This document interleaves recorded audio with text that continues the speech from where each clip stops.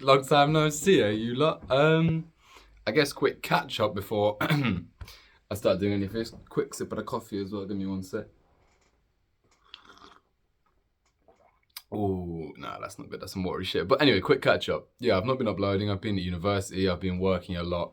I've been very busy. Anyway, but today we are going to be talking about this bad boy, On the Road. If you're in the Discord server, you'll see that the chat name is called On the Road, and it was named after that there book. So let's talk about it. And before, just to preface this, I will say, disclaimer, the book is old, it's from the 1950s, there is racism, there is sexism, there is all of the isms inside of it, and I don't condone any of that, but it is a very good book. So let's talk about it, and let's talk about what happens and what it means.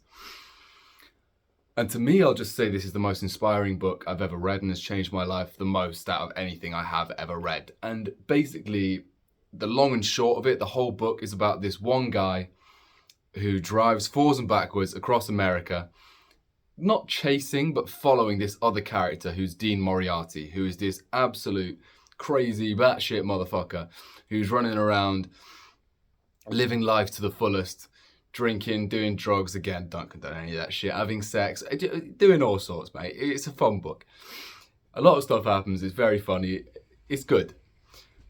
But what does it mean, okay? What does it tell me, and why did I make it the name of the Discord server? And basically what the book means to me is that it embodies youth, and it embodies the kind of spirit that, I don't know, that you need in life. Wait a sec, coffee sip. Sorry, I might be a bit slow today. I've only just woken up. But I thought, you know what, fuck it. How better to get up than to come here and make a little video or something. But yeah, no, the book. So basically what it does is it embodies humanity. It embodies life and it embodies the youthful spirit. And the whole point of it is they're looking for it. So you'll see throughout the book, it'll be capitalized IT, it. They're looking for it. And what is it? And basically the book is a response to a recognition that society in its capitalist form, we'll do a video on that if we really need to, but it's a response to modern society and the way that it creates purposelessness and meaninglessness in life, and how you go about solving that and getting through that. And the book is, I don't know, it's basically that there's two ways to do it, and some people try and seek meaning through the system. They seek meaning by making a lot of money, they seek meaning by being super productive. And for example, if you look at like Hamza's videos on YouTube, he'll be saying a lot of this stuff. I mean, I'm planning on doing a video on him as well, but that's his kind of route through this. So through purposelessness is to find purpose through winning the system. And I mean, fair enough, that is one way to do it. You can try and win the system, but then the other way is by going outside of the system and rebelling against the system. And this is more so what this book here embodies. And it's about trying to seek pleasure and find happiness and fun inside of a system that is geared against that completely.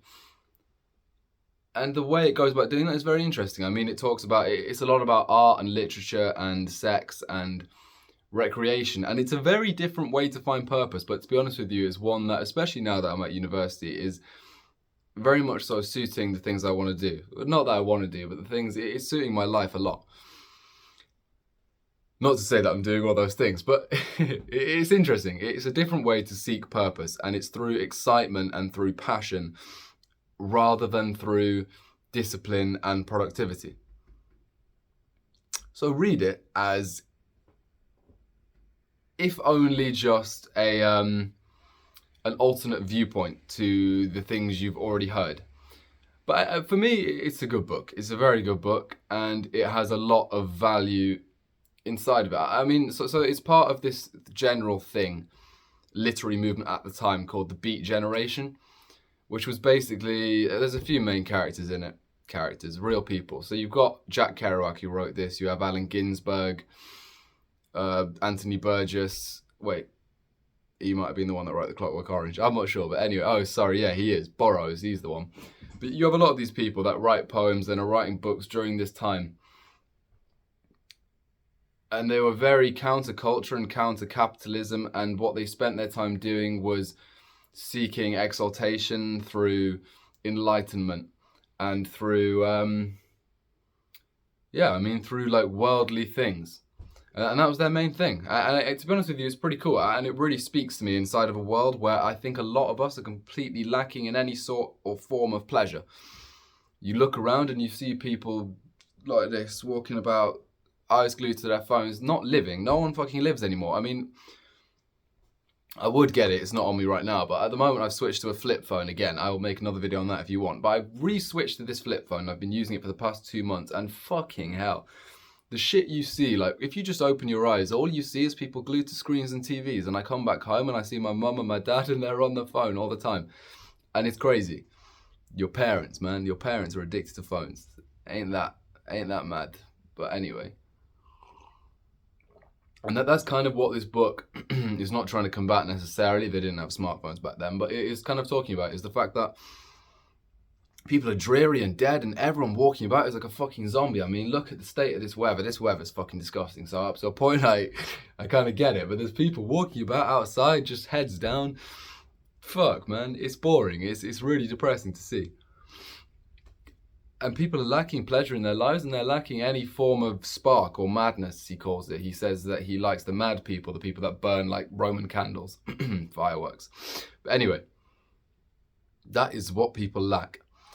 And this book tries to solve that through saying, well, if we're lacking all this, then clearly something we're doing is very wrong. So why do we keep chasing the same things and expecting different results? And expecting to be happy when we wake up and do the same shit every day and live the same lives and don't go anywhere with anything. And so the book says, well, fuck that. Let's just live in the moment and live for friendship, live for art, live for literature, live for education, live for women, live for anything. Live for something that isn't necessarily just a number inside of a bank account. And I really vibe with that. I mean, some people don't, and that's fine again. I mean, I'm going to make a video on this as well, but it's about defining your success in life. And for some people, that is monetary, and fair enough. Maybe. I mean, personally, I don't think so, but fair enough. For me, it isn't. For me, it is pleasure. My biggest fear in the world, and I've said this before, is being on my deathbed at the age of, God bless, like 90. And just sitting there and looking back at my life and saying, fuck, man, that was shit. I didn't do this, I didn't do that, I didn't do that. I didn't spend time with these people. I didn't ask this person this question that I wanted to ask them. I didn't live. I didn't experience anything. I didn't see this new countries. I didn't do anything just because I spent my entire time working. And fair enough. I'm in a very nice retirement home, but yeah, I don't know. I mean, that's what that book's about. On the road. Go give it a read. Anyway, besides that, I'm sorry, I'm very tired at the moment, but we'll try and get some more energy in the later videos. But please leave in the comments what videos you want to be seeing over these next 3 weeks now. So now I've got 3 weeks before I have to go back to uni and start exam season again, where I'm going to try and record, fuck knows, mate, but 5-10 videos. And yeah, let me know what you'd like to see, and I will see you around in a few more videos, I hope, before I have to go back to university. So anyway, one last coffee sip. Go get your coffees down, you people. And yeah, if you're watching this in the morning, which I doubt you are, have a good day. Anyway, goodbye.